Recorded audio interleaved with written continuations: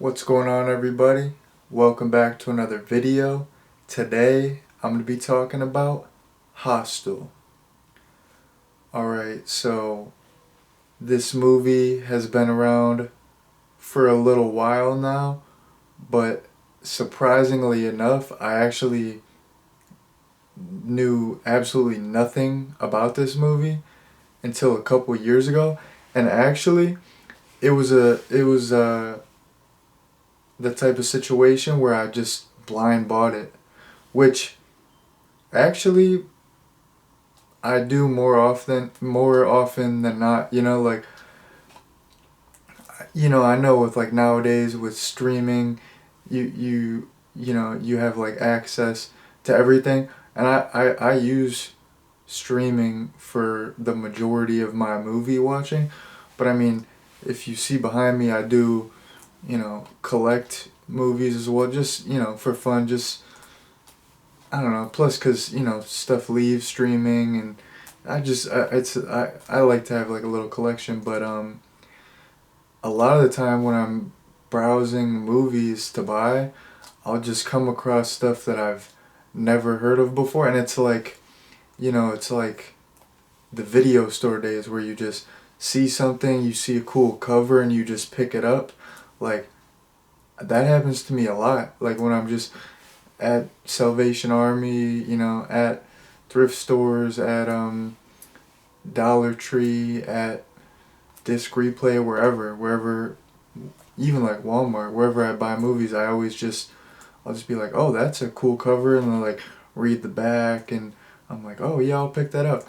So I don't know if you all uh, collect DVDs or any physical media, VHS or Blu-rays or whatever, but I think that's part of the fun of it, because it's like, you know, going to Blockbuster where you you go in, you see something, you take a chance, you just get it because it piques your interest, and then you just totally go in blind. So yeah, I do that quite a bit, like to this day. So that's something that's cool about collecting. But anyways, yeah, this movie came out in 2005. I had to check my notes. I wrote it down. So yeah, this movie came out in 2005. So it's been out for a minute, but I had never ever heard of it until a couple years ago, and I was just at Salvation Army, and I saw the cover, and this probably sold a lot of people on it, where it says presented by Quentin Tarantino, because I mean, like most people, I'm a fan of Quentin Tarantino. I haven't seen a ton of his movies, but I've seen the big ones, like Reservoir Dogs, Pulp Fiction, Inglourious Basterds, Django, True Romance. I know he didn't like direct that, but you know what I mean. I've seen some of his movies, but anyways, yeah. When I picked this up, I had no idea who Eli Roth was. I was like, oh, Quentin Tarantino, and then it's like a horror cover, and it says the scariest movie in a decade. So it's like, I saw the cover, I'm like, all right, this looks a little creepy, a little spooky, and then Quentin Tarantino had some involvement with it, so I'm like, let me pick this up. Yeah, and I didn't know who Eli Roth was. Actually, I got Cabin Fever around the same time as I got this, and I didn't know that was directed by Eli Roth either. I watched Cabin Fever first, but I don't think I knew who the director was. It wasn't until like later I looked into it, and I think by the time I actually saw this, I knew more about Eli Roth and stuff. Because I don't know about you all, but like some of these movies, like I'll buy them and I won't get to them for like a couple months or even longer. Like, so yeah, right around the time I picked up this, I picked up Cabin Fever, and I didn't know anything about Cabin Fever either, but that was the first Eli Roth movie I saw, and I really liked that, and I believe this was the second one. I haven't seen a ton of his movies. I think the only movies of his that I've seen are Cabin Fever, Hostel, and Hostel 2. But all those are pretty solid. I'm not the biggest Hostel 2 fan, but it's, you know, it's decent. It's all good. But yeah, anyways, I just randomly found this movie and was pleasantly surprised with it. I know I haven't even talked about the movie yet, but I don't know. I was just thinking about that. You know, I was just like looking at the DVD and I'm like, oh, that was kind of fun picking it up. But yeah, my overall opinion of the movie is, I mean, like I just said, I was pleasantly surprised. After rewatching it, that you know, that sentiment still holds. I like this movie. I think it's super solid. I mean, I think it's amazing. I think it's a great movie. Like, I really didn't even. I came up with zero things that I disliked. I couldn't even, like, I was like actually trying to think of it. I just couldn't even think of anything. So I'm gonna get into my likes. There's like another little tangent I want to go off on later, but I'll get to that when I get to it. This is probably gonna be a long video, so it's gonna be a long upload here, but whatever. Yeah, the first thing is, I think the story is fantastic. It's super suspenseful. It's, you know, this movie is famous for being, you know, super gory and graphic, and it's one of those torture movies, you know, but I feel like that's only a small part of it. That is effective. That stuff's scary. Like, I was, during the gory stuff, I was cringing. I was just like, ooh, man. Like, I'm like, oh, don't do it. No. Like, you know, but the story is really good, and it's like most of the movie is more of a thriller where you know, once they're captured, the main guy, what is his name, Paxton, he's trying to escape, and he's trying to, you know, dodge all the elite hunting club people and blah blah blah. So it's more of like a thriller. Like it is mostly just tension and suspense. It's not all gore. Like, there's really not even that many kills, but I mean, that stuff's effective too.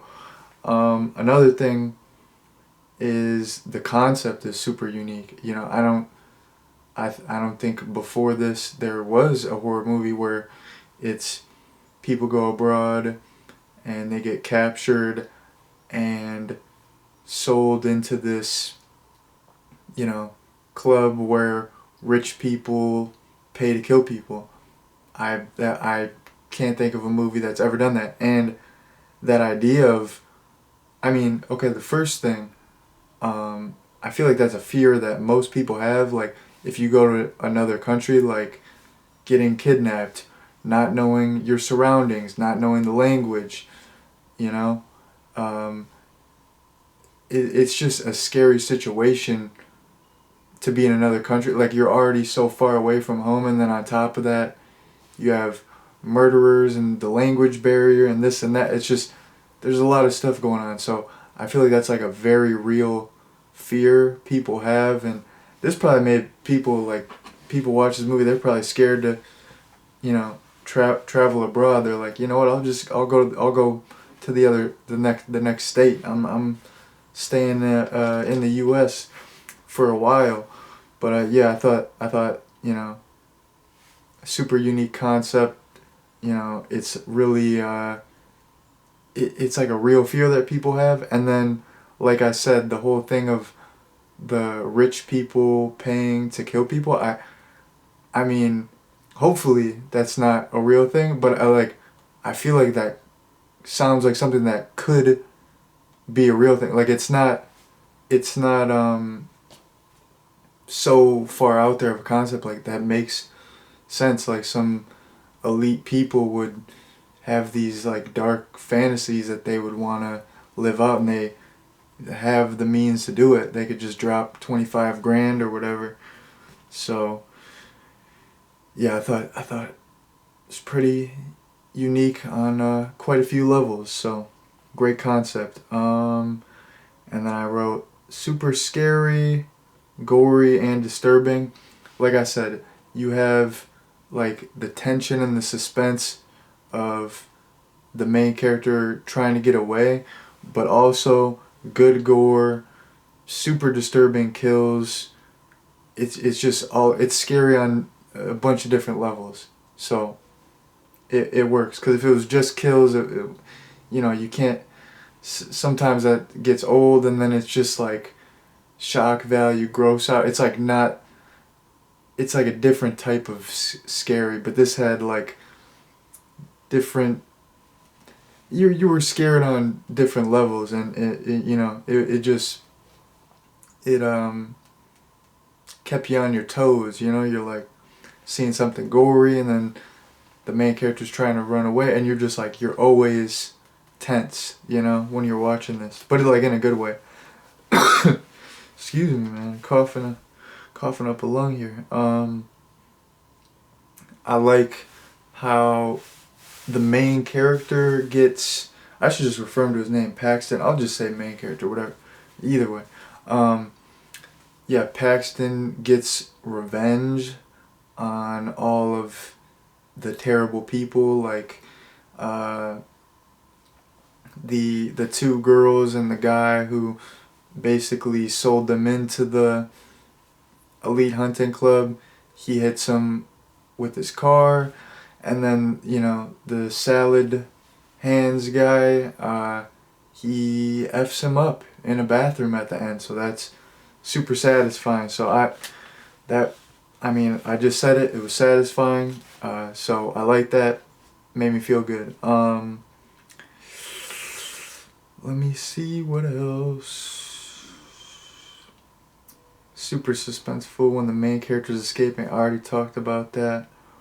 Oh yeah, just a standout sequence is when Paxton he's putting the suit on, and he's, you know, disguising himself, and then there's that one dude who he's about to go in and kill someone. He's like, tell me how it was, and he's just all jacked up, and he's like should I use the gun, but that's, should I go quick, or should I go old school and draw it out? And he's asking him, and he's like trying to see his tattoo. That was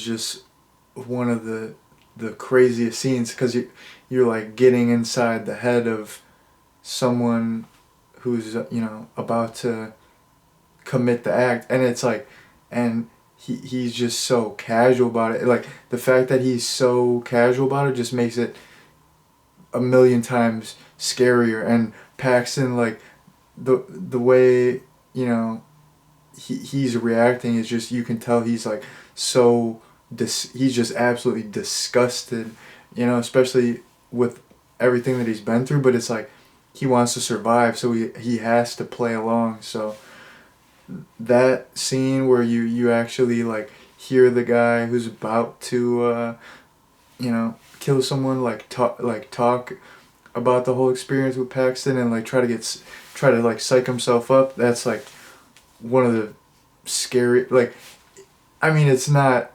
like overtly scary, but it's like, just like when you think about it, like, just like how you're like getting inside this guy's head, and like this guy's just, he's about to kill someone, and it's like, just, it's like nothing to him. It's just like a game. It's like, it's effed up, man. That's like a super effective scene. Very, very good. Let me see what else. You got Eli. You got the Eli Roth cameo in the beginning, and he's smoking some ganja.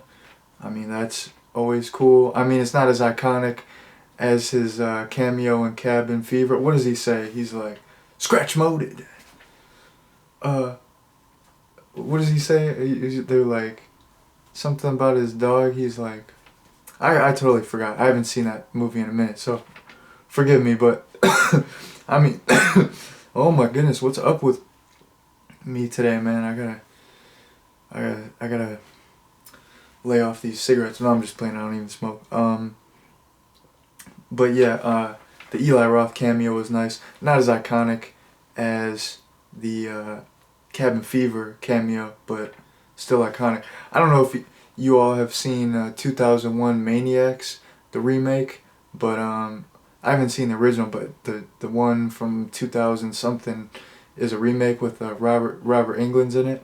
But Eli Roth worked on that movie. He didn't. I don't think he like wrote or directed it, but he produced. He did something. But he makes a cameo in that. I think has the same guy that he played in Cabin Fever. So that was awesome. I mean, that movie's cool, 2001 Maniacs. But yeah, that movie's like really cool. You got Robert Englund in it, and an Eli Roth cameo. Come on. I feel bad that I wasn't able to remember that Eli Roth's line from Cabin Fever. That's just so unprofessional. Just people are. I'm gonna lose all my subscribers after this. Lost all my credibility, but I don't know. What do you want me to do? I haven't seen it in a minute, but yeah. Another thing that I like is you got Pulp Fiction playing on the TV because Quentin Tarantino was involved with this, so Pulp Fiction, solid movie. It's a classic. It's playing cool. Already talked about that, and I mean I pretty much talked about everything. One thing that I remembered just randomly while I was talking about everything else is I like earlier when they're like going to like meet with the what'd you call them? Meet with like the prostitutes basically, and the one main character is like he's talking about I don't like the whole idea of like having to pay for it and blah blah blah, and he's like that like ruins the fun, and I forgot exactly what he said. I'm just paraphrasing it, but I felt like that was, I mean, maybe it was like intentional to like comment on the stuff later, but I mean that maybe it was intentional, maybe it wasn't, but I thought it was, and I thought that was like kind of interesting. I didn't notice that the first time I watched this movie, but how he kind of like related, like I mean he didn't relate it at the time, but I mean not the character didn't relate it, but like Eli Roth when he was writing this kind of related like the little prostitution stuff to like the killing stuff, and how it's like they're paying for it and blah blah blah, and it's like I don't know, I just noticed that, and I thought it was a little clever, a little interesting, got me kind of thinking a little bit. So that was pretty cool. But I mean, for the most part, I said everything that I want to say about this movie. Like I said earlier, okay. I was about to wrap things up, but there's one more thing that I want to talk about. This is gonna be a long video, but I was just when I was watching this movie, and after watching it I was just thinking about it and looking up stuff about it and blah blah blah, and I was just thinking, because what did this come out, 2005? I was thinking like there's so many solid horror movies that came out in the 2000s. I feel like nobody talks about that, of course there's other, there's eras that are more iconic, of course, the 80s horror movies, those are, top tier, but I mean, I feel like the 2000s, there's some super solid movies. You had Saw, you had Hostel, Cabin Fever, you had the Texas Chainsaw remake, Texas Chainsaw The Beginning. I mean, there's probably a lot more that I can't think of right now, but I was just I feel like there's a lot of, I mean, I didn't list that many, but like all those are solid. I mean, the Texas Chainsaw remake, that's like like arguably like the best remake, like slasher remake, not best remake ever, but that's like arguably the best slasher remake. That's like that might be my favorite Texas Chainsaw. I don't know. I'm not like, I don't do rankings on here. I mean, maybe I will one day, but I don't know. But I mean, I feel like the 2000s. I feel like there's some solid horror movies, and nobody talks about that, and I feel like they don't get credit. But like, there's so many classics from the 2000s, man. It's a solid era of horror, in my opinion. I just want to say that. Like, I was just thinking about that. I was like, man, that was a good time for horror. Not talking like, oh, back, like, cause I mean, I'm still like a young dude, so like I was like young in the 2000s, super young. So, not like, oh, I remember, like, I was like 2005. I was probably like 7 years old. Like, I was a young buck. But I mean, just like looking back, like me watching the movies now or whenever, like watching them, whenever I watched them, like I feel like the 2000s has some solid movies, some solid horror movies. I mean, in general, solid movies, but I feel like it never gets talked about, like the 2000s horror movies. I mean, of course, like I'm saying, 80s, that's God tier. That's like, I mean, you can't touch the 80s horror movies, but I mean 2000s horror movies, I'm saying there's some good ones. They're up there, man. That's the last thing I want to say. I feel like a lot of this video was kind of just me me rambling, but I mean, yeah, it was random, but yeah, this video was just a lot of me rambling, but I kind of just did it. I did this one a different style, a little more off the cuff. Even though all my videos are off the cuff, this was even a little more laid back, a little more chillaxed, which was cool. It was a good time. But anyways, I said everything I want to say about Hostel. I think this movie is amazing. If you haven't seen it, and you're a fan of horror movies, 10 out of 10 would recommend. Go see this. I mean, I watched it on the DVD, but I think the first two are on Tubi. If they're not on Tubi, I think they're on one of the free services like Pluto TV or something. Just, I mean, Google it, and then you all know you can click, like, once you Google a movie, you can click on the little thing, it'll show you all the streaming options. Go check it out. You could probably watch this and the second one for free somewhere. So yeah, I would 100,000,000% recommend this movie. It's extremely solid. If you haven't seen it and you're a horror fan, go check it out. That's all I have to say about Hostel. Thank you all very much for watching, and peace out.